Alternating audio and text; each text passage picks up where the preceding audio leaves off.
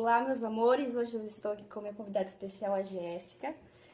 E nós vamos falar sobre um tema que, hoje em dia, eu falo que, assim, as pessoas são muito religiosas. Então, a gente vai falar sobre religiosidade. Eu fiz umas perguntas e a Jéssica vai responder. Eu fiz só 5 porque a Jéssica fala demais, sabe? Vamos às perguntas. Jéssica, o que é religiosidade? Bom, a religiosidade, ela pode ser vista por dois ângulos, né? Tanto pelas pessoas que são de fora da igreja, né? As pessoas de fora da igreja, elas costumam dizer, tipo assim, pra gente que tem costume de frequentar a igreja, né? Eles olham e falam, você é uma pessoa religiosa, mas apenas pelo fato de que você leva a igreja a sério e frequenta uma igreja. Então, eles chamam você de uma pessoa religiosa. Mas dentro da igreja, a gente tem um outro olhar a respeito da religiosidade, né? Porque ali a gente está entre irmãos, né? Compactuando da mesma crença, né? Então, dentro da igreja, você pode ter a religiosidade como alguém que... uma prática, né? De alguém que segue à risca, né, mais as normas da igreja, né, para ser aceito muitas vezes pelos líderes ou para se sentir melhor que as outras pessoas, ou simplesmente seguir as regras porque ela pensa que é dessa forma que Deus vai aceitar ela, mas ela apenas segue regras, normas, né, de condutas, de comportamentos, mas ela não cumpre o principal mandamento, o amor ao próximo, né? Então, dentro da igreja é possível você ser um religioso dessa forma. Você cumpre as regras, né? Você acredita mais no pode, não pode e não se preocupa de verdade com o amor ao próximo, né? Com a alma da pessoa. É isso aí. Segundo, o que exatamente podemos considerar religiosidade?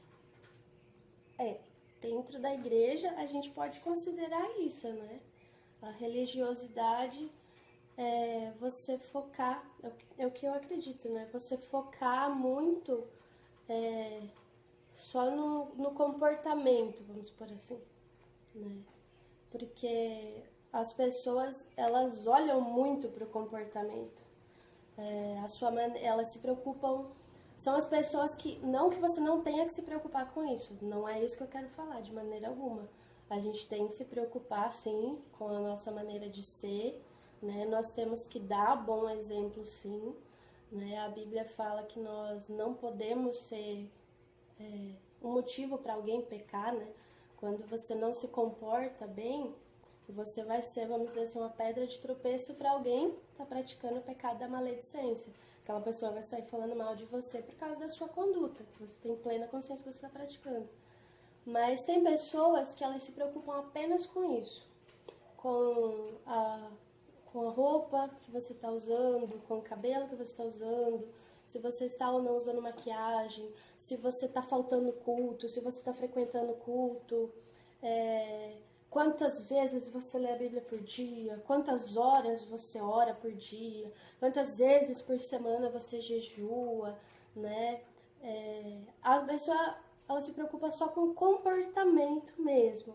Ela não se preocupa com a sua alma, de interceder por você.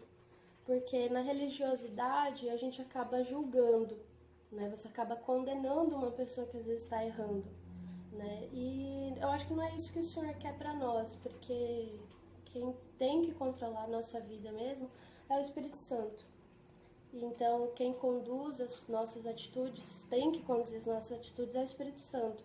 Então, quando você vê uma pessoa errando, seja no comportamento, no modo de falar, no modo de vestir, cumprir as regras, as tradições da igreja, o Espírito Santo ele não vai te impulsionar a você criticar, a você condenar, a querer o mal para aquela pessoa, muito pelo contrário. O Espírito Santo ele vai te impulsionar a você interceder pelaquela pessoa. Ele vai te mostrar que ela está precisando, né, de mais de Deus. Se aquela pessoa está errando, talvez seja porque ela está sem a comunhão com Deus, né? Então o Espírito Santo ele vai te incomodar para você amar, para você se preocupar com aquela pessoa e não querer afastar ela por causa do erro dela. Quarta pergunta. Você já se sentiu alvo de pessoas religiosas? Eu acho que já, né? Mas eu posso dizer que eu me sentia alvo de religiosos, mas quando eu mesma não entendia sobre o assunto, né? Porque eu vim, né, de uma outra, hoje eu frequento a Igreja Assembleia de Deus, ela é uma igreja mais tradicional, né?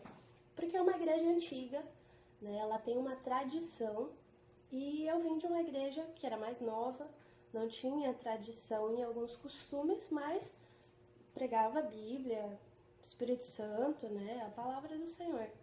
Então, eu era mais nova, lógico, né? Por volta dos meus 15, 16, 17 anos. Eu tenho alguns gostos, né? Que para algumas pessoas que já são mais tradicionais pode ser escandaloso. Por exemplo, cabelo colorido, né?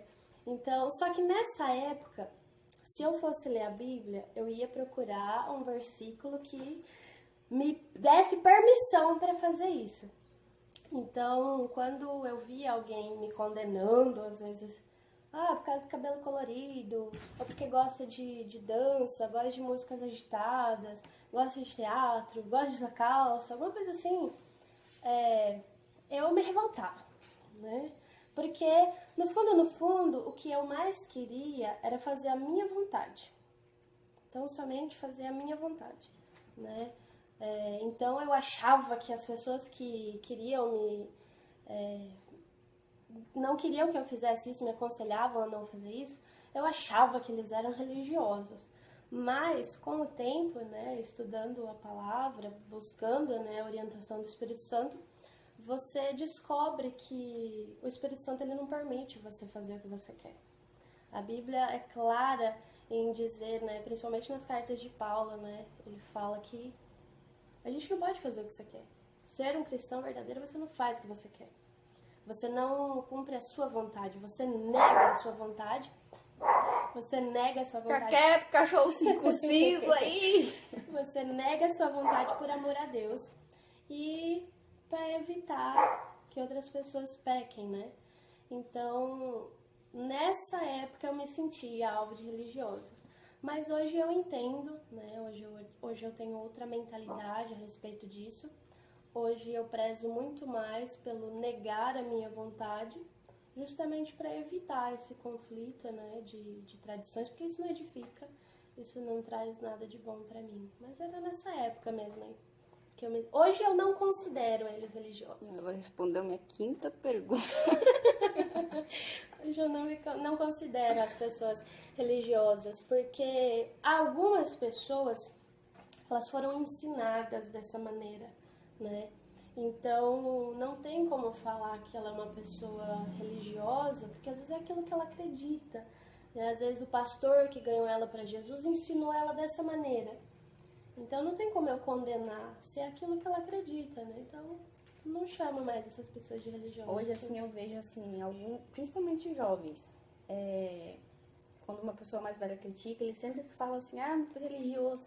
Mas aquilo que a gente conversou aquela hora, você falou da parte da liberdade, que usa isso como desculpa. Isso, existe, né? Paulo, ele fala, acho que é Paulo que fala nas suas cartas, que ele tinha muito a questão da religiosidade, né, nos tempos bíblicos. Eu acredito que muito mais do que hoje, né? Mas ele falava assim, não deixe, porque o evangelho, ele é o que está em Tiago, acho que é Tiago, capítulo 1, 26. Fala assim, o evangelho é a lei perfeita que dá liberdade às pessoas, né? Aí ele fala das pessoas que cumprem, que ouvem a lei e põem em prática, né? Mas eu quero focar na questão da liberdade. Ele fala em outros versículos que o evangelho ele dá liberdade às pessoas, né? Mas é uma liberdade, você está livre da condenação do inferno, você está livre do inimigo estar agindo sobre sua vida, você está livre da carne estar controlando as suas atitudes, você está livre do domínio do inimigo, né? Você tem essa liberdade, né? A liberdade que nós alcançamos em Deus. Mas ele também aconselha que nós não podemos usar essa liberdade para fazer o que a gente quer, porque nós temos duas naturezas, espiritual e natureza humana. E a Bíblia é clara em dizer que elas não gostam da mesma coisa. O que o espírito quer é contra o que a carne quer, o que a carne quer é contra o que o espírito quer. Então, se você usar dessa liberdade como desculpa para fazer o que você quer, o que vai fortalecer em você é a sua natureza carnal. Então, usando a liberdade como desculpa, você vai fazer os seus desejos da sua carne. E quando você vê, você já está morta espiritualmente, né? Você já não sente mais a presença de Deus. Então, eu acho que nós não devemos usar essa liberdade, né, para fazer o que a gente quer. É muito melhor você... A Bíblia fala que nós temos que obedecer aos nossos líderes. Então, se você está numa igreja que tem uma tradição, obedeça a tradição, né? Você vai atrair muito mais as bênçãos de Deus, né, para você. Ela fala isso só porque ela já foi minha líder. E ainda por cima, a Jéssica tinha cabelo azul, ela era vida louca, então ela aprendeu com os próprios erros dela, porque ela falou... Não, gente, é que a minha mãe, né, ela é cabeleireira, desde que eu tinha os meus 5, 6 anos, né. Então, eu criança, né, eu via minha mãe pintando cabelo, era a profissão dela. Então, pra mim, isso era comum, né, era uma tinta de cabelo, né, mas... vai daquilo que é moral para algumas pessoas, né? Para outras não é certo, né? Quando eu pintei o meu cabelo de azul, mas é um gosto meu de criança, né? Minha mãe era cabeleireira. Algumas pessoas já caçaram, né? Isso é religioso! Não, é aquilo que elas acreditam, né? Mas foi quando Deus começou a trabalhar na minha vida, o Espírito Santo começou a me orientar mais. Mas não me arrependo de ter tirado de forma alguma, porque o Espírito Santo, quando ele falou comigo, ele disse assim, não tem necessidade. Não tem necessidade, é um gosto seu. Melhor você negar a sua vontade, né? Tem lanche? Tem lanche. Então tá bom. Sorvete. Então tá bom, gente. Esse foi o vídeo de hoje. Fica na paz de vocês. Obrigada, Jéssica, pela sua participação, que custou $1 milhão. Tchau, gente. Deus abençoe vocês.